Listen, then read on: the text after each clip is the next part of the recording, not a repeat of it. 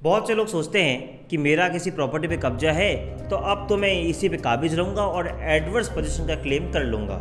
बहुत सारे लोगों को गलतफहमी होती है कि कुछ साल प्रॉपर्टी पे रहने से या कब्जा करने से आप एडवर्स पोजीशन का क्लेम नहीं कर सकते। Honourable supreme court of India ने बार बार कई सारे जजमेंट दिए हैं, लेकिन 2023 में एक जोसेफ नाम के जजमेंट में 8 प्रिंसिपल ले डाउन कर दिए एडवर्स पोजीशन के ऊपर। यानी अगर आप उन 8 बातों को प्रूव कर पा रहे हैं, यानी 8 प्रिंसिपल आपकी फेवर में है, तो ही आप एडवर्स पोजीशन क्लेम कर सकते हैं, अदरवाइज नहीं।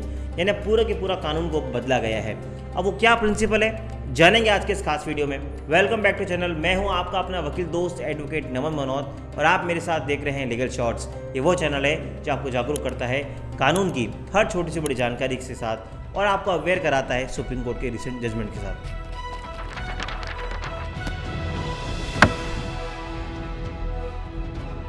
वीडियो शुरू करने से पहले एक जरूरी अनाउंसमेंट। अगर आपके जीवन में कोई कानूनी समस्या है तो मैं नीचे लिंक दे रहा हूँ, उस लिंक पर क्लिक कर मुझ तक या मेरी टीम तक पहुंचकर आप घर बैठे अपनी कानूनी समस्या का समाधान पा सकते हैं। तो आज हम बात कर रहे हैं एडवर्स पोजीशन के उन 8 प्रिंसिपल्स के बारे में जो अगर आपके फेवर में है तो वो प्रॉपर्टी आपकी है, और अगर आप नहीं प्रूव कर पाते तो आप भले ही कितने साल उस प्रॉपर्टी में कब्जे पे रह जाए, वो आपकी प्रॉपर्टी नहीं हो सकती। वीडियो को अंत तक देखिएगा क्योंकि हो सकता है एक एक प्रिंसिपल आपके काम आ जाए। सबसे पहला प्रिंसिपल, सुप्रीम कोर्ट ये कहती है कि एडवर्स पोजीशन का कॉन्सेप्ट 3 बातों पर डिपेंड करता है। पहला, जो आपका पोजीशन है वो क्लियर होना चाहिए।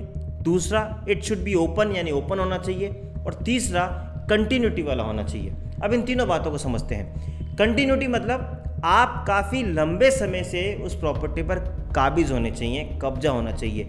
ऐसा नहीं होना चाहिए कि आप आज आए, कल चले गए, परसों आए, फिर आए, इस तरीके से नहीं चल सकता। एक कंटिन्यूटी होनी चाहिए। अगर आप किसी प्रॉपर्टी पर एक कंटिन्यूटी के साथ हैं तो ही एडवर्स पोजीशन का प्रिंसिपल अप्लाई होगा। साथ ही साथ इट शुड बी क्लियर और it should be open. Open मतलब पब्लिक को पता होना चाहिए। यानी अगर मैं किसी प्रॉपर्टी पर बैठा हूँ तो आस पड़ोस को पता होना चाहिए कि यस यहाँ पे नमन मनोज बैठा है। ऐसा नहीं कि लोगों को पता ही नहीं हो।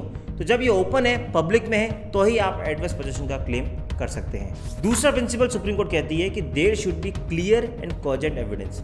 इसका मतलब ये हुआ कि आप जो एडवर्स पोजीशन का क्लेम कर रहे हैं वो क्लियर एक कॉजेंट एविडेंस होना चाहिए।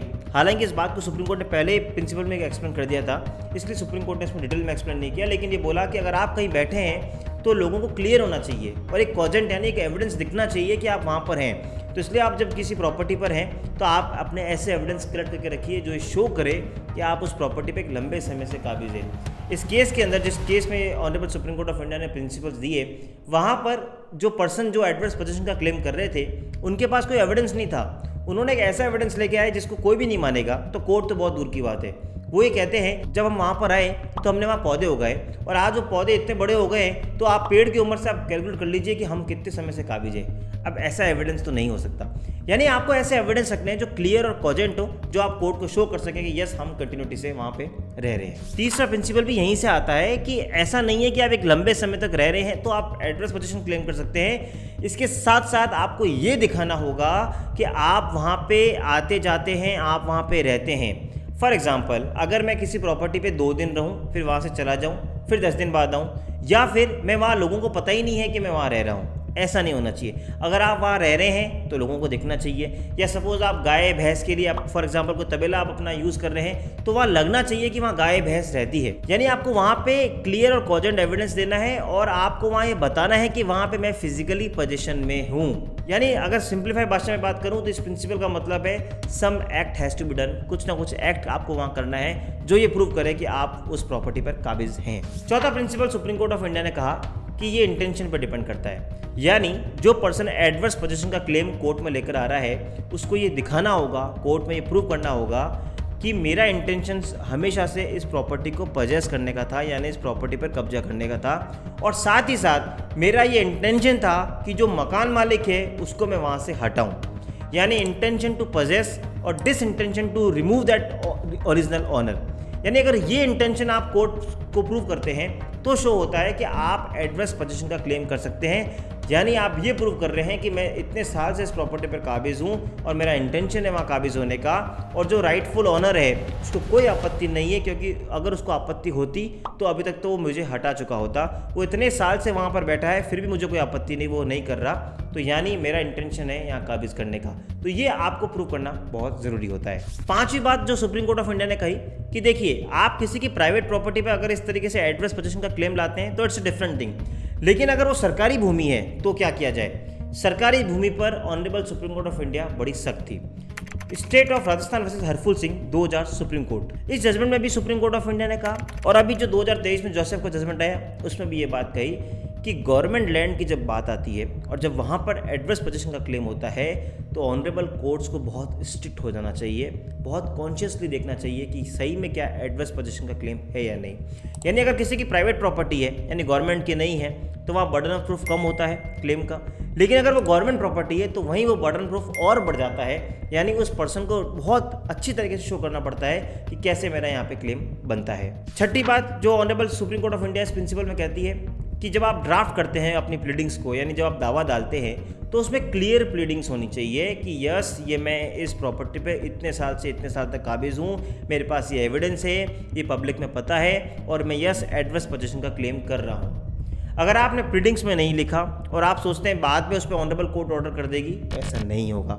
इस जजमेंट में भी ऑनरेबल कोर्ट ने यह माना था कि जो तहसीलदार को जब उन्होंने रिप्लाई किया था तब उन्होंने कहीं नहीं लिखा कि मैं एडवर्स पोजीशन का क्लेम कर रहा हूँ। आप अगर क्लेम ही नहीं करोगे प्लीडिंग्स में तो आप सोचोगे अपीलाट कोर्ट में जाकर यानी फर्स्ट अपील या सेकंड अपील की स्टेज पर मैं वो ग्राउंड जोड़ दूँ या उस पर मैं आर्ग्यू कर लूँ, it would not be valid. इसलिए जब भी आप अपना दावा को टाइप करावें वकील साहब से मिलें तो हर एक बात को प्रॉपर क्लियर लिखें, अगर वो नहीं होगा तो आप कभी भी वो क्लेम नहीं कर सकोगे। सातवां प्रिंसिपल होता है बर्डन ऑफ प्रूफ का। यहाँ पर बर्डन ऑफ प्रूफ हमेशा उस पर्सन पे रहेगा जो एडवर्स पोजीशन का क्लेम लेकर जा रहा है। यानी अगर आप दावा डाल रहे हैं कोर्ट में और आप ये कहना चाहते हैं कि प्रॉपर्टी पे मैं काबिज़ हूँ, मेरी हो जानी चाहिए क्योंकि राइटफुल ऑनर का कोई दिक्कत ही नहीं है और इतने साल से मैं काबिज़ हूँ, तो ये बात आपको प्रूफ करनी पड़ेगी कि आप वहाँ पर लंबे समय तक काबिज़ थे, आपकी कंटिन्यूटी थी और it was open to public and it was very very clear. यानी ये burden of proof is always on उस पर्सन पे जो वो दावा लेकर कोर्ट में जा रहा है। और आठवां और last principle supreme court of India ने देते हुए कहा कि क्या ऐसा पॉसिबल है कि गवर्नमेंट भी कभी एडवर्स पोजीशन का क्लेम कर सकती है। यानी फॉर एग्जांपल आपकी खुद की कोई ज़मीन है और वहाँ पे पता लगता है कि कोई गवर्नमेंट का डिपार्टमेंट कब्जा करके बैठा है और आपने कभी कोई आपत्ति नहीं करी, तो क्या गवर्नमेंट ऐसा क्लेम डाल सकती है? सुप्रीम कोर्ट ऑफ इंडिया ने साफ मना कर दिया। बोला गवर्नमेंट जो होती है यानी जो स्टेट है वो एक वेलफेयर स्टेट है, वो किसी भी जनता के साथ ऐसा नहीं कर सकता, इसलिए कभी भी एडवर्स पोजीशन का क्लेम गवर्नमेंट खुद नहीं डाल सकती। अगर कोई डाल सकता है तो वो एक इंडिविजुअल पर्सन ही डाल सकता है। तो इन 8 प्रिंसिपल से honourable supreme court of India ने क्लियर कर दिया कि अगर आप एडवर्स पोजीशन का क्लेम करते हैं it should be clear, open और लोगों को पता होना चाहिए, आपके पास एक एविडेंस होना चाहिए, बर्डन ऑफ प्रूफ भी आपके ऊपर है और आपका इंटेंशन होना चाहिए कि आप उस पर काबिज है और आपका ये भी इंटेंशन होना चाहिए कि राइटफुल ऑनर वहाँ से डिस्पोजेस हो चुका है और उससे कोई आपत्ति नहीं है। फिर भी कोई कानूनी समस्या आपको लगती है तो आप हमें नीचे लिंक पर क्लिक करके हमें बता सकते हैं, हम आपकी समस्या का समाधान करेंगे। मुझे उम्मीद है आपको ये 8 प्रिंसिपल से इस एडवर्स पोजीशन का पूरा कॉन्सेप्ट क्लियर हुआ होगा। फिर भी कोई डाउट है नीचे कमेंट में जाके हमसे आप पूछ सकते हैं। बेल आइकन दबा दीजिए ताकि आप तक इस तरह के वीडियोस पहुंचते रहें। मिलेंगे अगली बार इसी तरह के इन्फॉर्मेटिव वीडियो के साथ, तब तक के लिए जय हिंद, जय भारत।